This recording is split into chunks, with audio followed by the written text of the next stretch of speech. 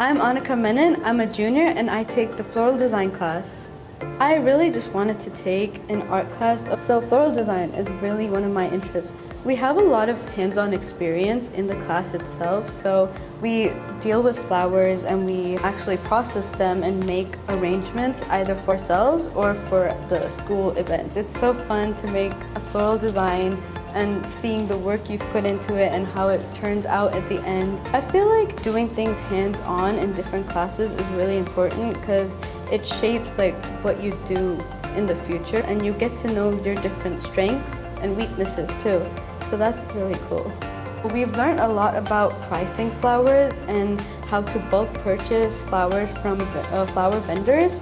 Since there's a lot of buying and purchasing and math, it's kind of like a good life skill to know. But I really like the variety of programs that's available to us. Take classes that interest you and have fun at school because it's not gonna last forever.